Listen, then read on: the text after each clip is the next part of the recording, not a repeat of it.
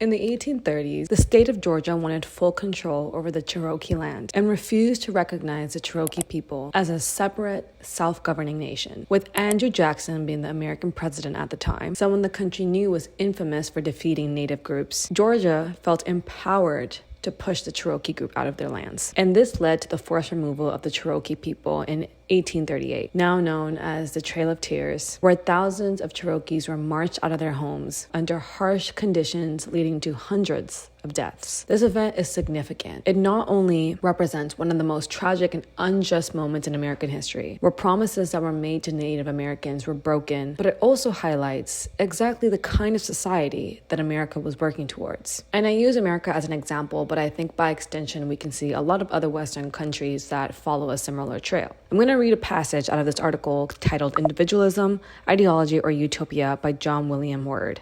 The passage reads, Jackson was more than unsympathetic to the Cherokees. He did not understand them. He could not understand them because every point of their appeal violated the assumptions of his own culture. Jackson could not admit the worth of a patriarchal, tribal, authoritarian culture where land is held in common and where action is determined by reference to one's ancestors in traditional ways. To do so would call into question the triumph of his own culture, which Jackson obviously assumed to be the superior, and which, most importantly, was defined by an ideal where even the young are, as Jackson stated, unconstrained in body or in mind. Jackson appealed to the past history and the contemporary experience of the American people to measure the worth of American culture. The measure of that worth was held by him to be the degree to which the individual is loosed from all external restraint, whether the traditions of the past or the institutions of the present, even that elemental and basic institution, the family. The way Andrew Jackson saw American culture was that it was built off individuals freeing themselves from any external restraints. And since the Cherokee people lived off of tradition and had a community-based society, he saw them as inferior and a threat to what America could be. Their culture emphasized community, traditions, and deep ties to the land, which Jackson saw as outdated. And so if that is the society that has been cycling for years and generations, then it only makes sense that we've come to a place in time where we value individualism more than we value anything else. But I personally see that, honestly, as one of the most toxic traits of our society today. Now, when you think of individualism, a lot of times we think of capitalism and working to the bone so that the rich can be rich and the poor can stay poor. And that is something that we can blatantly see. That is a cycle that is more easy to point out and discuss. But there are these subtle ways in which hyper-individualism has been meddling its way into our society and becoming more and more of a norm. But not only is it becoming a norm, it's actually becoming more celebrated. With the help of social media, therapy jargon has been manipulated into a tool used to normalize hyper-individualism, allowing us to manufacture our relationships with one another so that they are self-serving rather than basing them off of connection and commitment and sometimes being selfless. This is a clear shift towards a more individualistic society where we depend on ourselves and we don't need anyone else because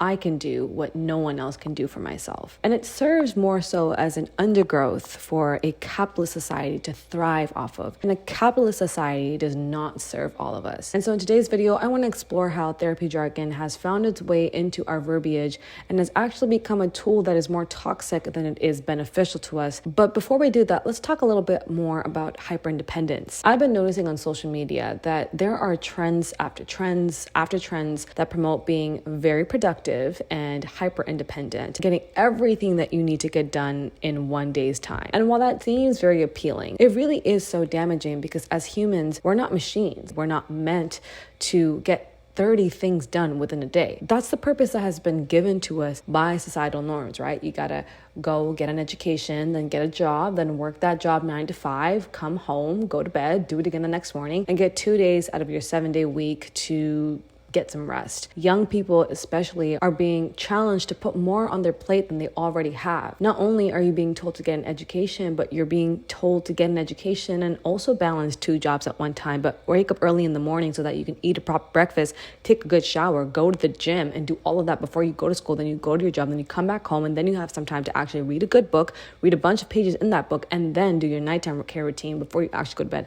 Like, it's just exhausting. And in all of this, you never see a moment where where people are actually taking not just some time for themselves, but some time to connect with family, with friends. Now, we have to remember that this hyper-independent image that we're seeing on social media does not come without a specific look. There are products that are being promoted by social media influencers, things that state that you have money and control over your life. It's not just about getting things done. It's about proving your status, how you're living, and what you're able to accomplish with all the things that you have around you that help you do that. You're not just drinking a gallon of water every day out of a regular jug of water. You're drinking it out of your Stanley. You're not just doing your night care routine to take care of your skin with products that work for your skin. You're using high-end luxury brands with 10 different steps involved. It all comes with products that are being pushed on us to prove that there's a level of productivity that we will be able to achieve if we do, and also we'll be able to be a part of that high-class group of people who are all about getting shit done. And this phenomenon of everybody wanting to be independent and productive, all with this similar aesthetic, just creates a homogenized culture where our personal identity actually is suspended, undermining actual self-expression and self-actualization. Therapy speak has become a way to prove your emotional maturity,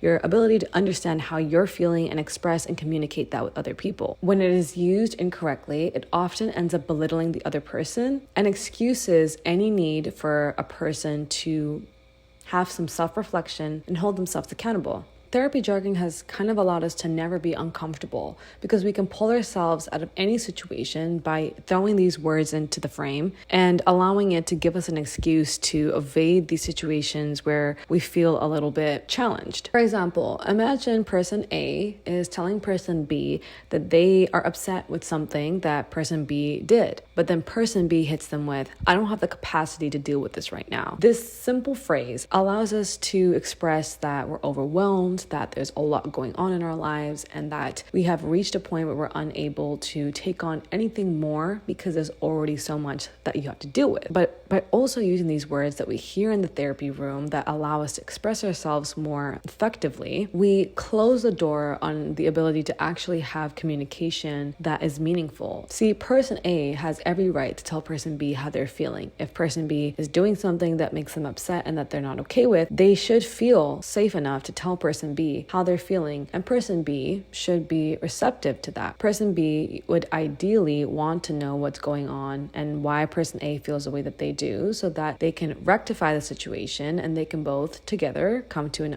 conclusion, a solution, and come out of it with a better relationship. But by person B throwing in the phrase, "I don't have the capacity right now," they shut the door on person A. And of course, you could say that maybe person B is having a bad day and isn't particularly in the mental space to listen to what person A is saying. And that's totally fair. But that also requires communication. Hey, I really value what you have to say, but today I'm just so overwhelmed and there's so much going on. Can we pick up this conversation tomorrow? And I promise I'll give you my full attention. Rather than, "I don't have the capacity right now," which ultimately says, "I can't deal with this at all," and leaves you with no resolution whatsoever and can end up damaging the relationship between two people. While therapy speak does give us words to our emotions or how we're feeling so that it sounds like you're in tune with yourself, without reflection and introspection, you can end up guilt shaming or belittling another person. I once had a friend who I was having a little bit of an issue with because my family was going through something. And when my family was going through something, it felt like they were nowhere to be found. And that really affected me and upset me because I know that they would have been upset if I had done the same to them. And I wasn't expecting them to show up for me in every way possible. I wasn't expecting them to give me their entire day's worth of time, but I did want them to at least acknowledge the situation. My parents were sick with COVID, and at the time, COVID was something that we were still trying to understand. We weren't quite sure what it was. So it was frightening. And this friend was also going through stuff in their personal life. They were finishing up their finals and they were also moving out. So there was a lot of things going on. And I completely understand not really having the time in your day to have a full conversation on the phone and dedicate an extensive amount of time to me. But I do think, and I stand by my belief, that it would not have taken a lot for them to just take a moment out of their day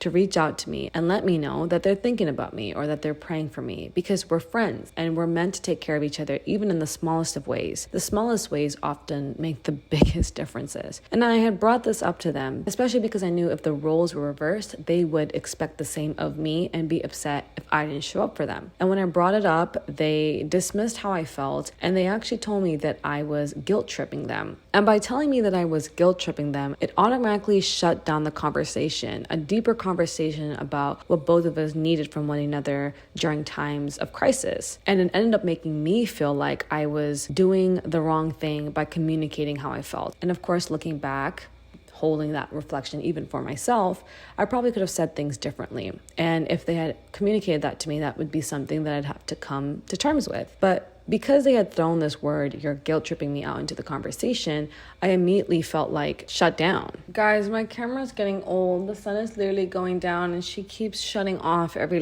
5 minutes. And I'm like, girl, I can't speak that fast. And so regardless, my point is that using these words often actually inhibit our ability to communicate with one another, and they make us more selfish because we're thinking about how can we serve ourselves. And don't get me wrong, it is incredibly important to understand where your boundaries lie and not let people trample all over you. But I feel like with social media, things are always polarizing. You're either protecting yourself and you're protecting your peace, or you're a people pleaser and you're putting yourself down to uplift others. But in reality, we need to find that perfect in between where we know where our boundaries lie and we're able to make that clear with our interactions with other people. Yeah, we're allowing room for our introspection, for us to actually look and reflect within ourselves, find out how we're communicating with others, whether that's a positive and healthy way to do so, and listening to other people's feedback so that we can learn how we can be better, not just towards others, but also for ourselves. Because we don't learn how to communicate and take care of ourselves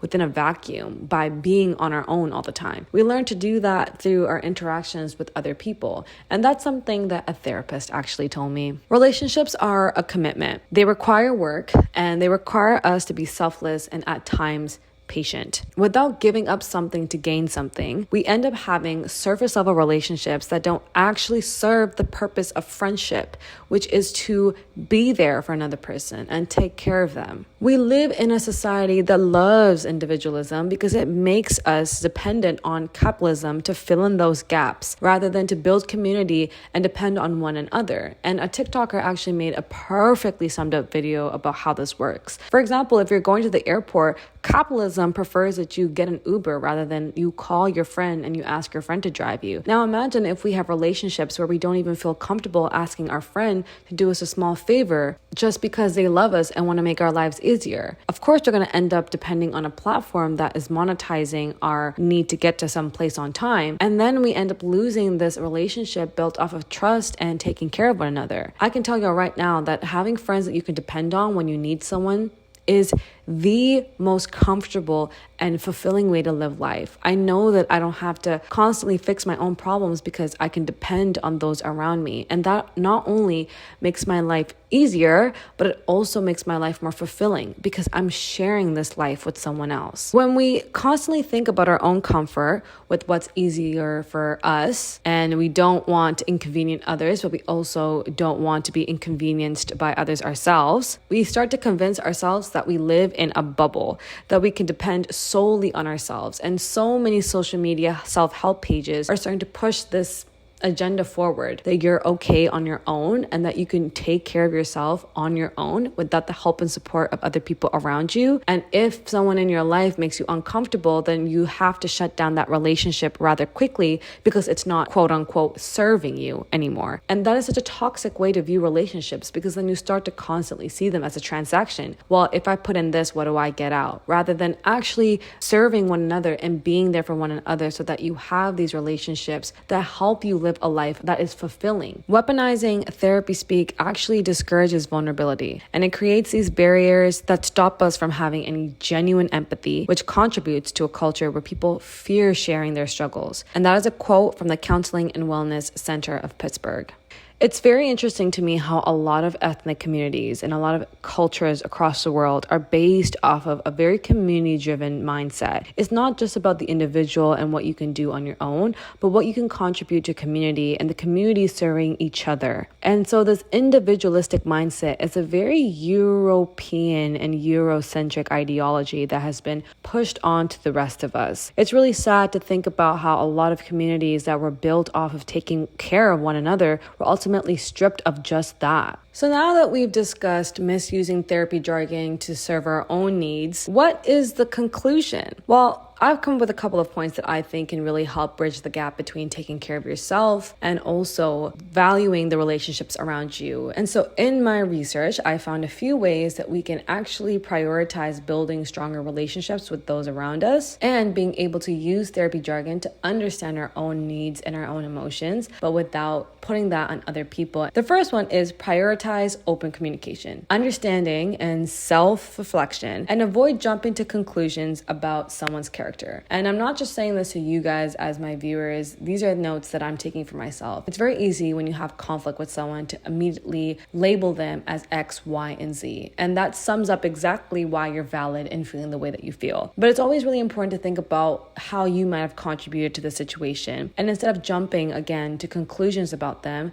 looking at the situation a little more holistically and them as an individual more holistically. Additionally, seek the help that you need. Get therapy. Therapy is wonderful. Therapy is something that I fundamentally believe everyone deserves a therapist, and I wish it was part of our healthcare here in Canada. But seek therapy to help you improve as a person, not just to find answers to your behavior or your reactions. Because I think a lot of the times we go to therapy and our therapist will explain why we are who we are, and then we'll take that knowledge, and whenever we have reactions that are negative to situations that are happening around us, we'll excuse that to our past trauma or what we went through as a child. But the point of therapy is not just to understand why we are the way that we are, but to use that knowledge and be able to find ways to improve, to be better. And finally, this one might raise a few brows, but try and follow me here. I think it's important to detach yourself from the idea that the world is centered around you, or that you are always the main character. Because when you see the world that way, you're not able to actually let in others around you, and nor do you actually take the time to improve as a person because you constantly see yourself as the biggest person in the room. We should be our own best friend. Self-love is so important. We can't let these conversations of self-love be manipulated into conversations that turn into being selfish and being self-centered, because there's a big difference between the two.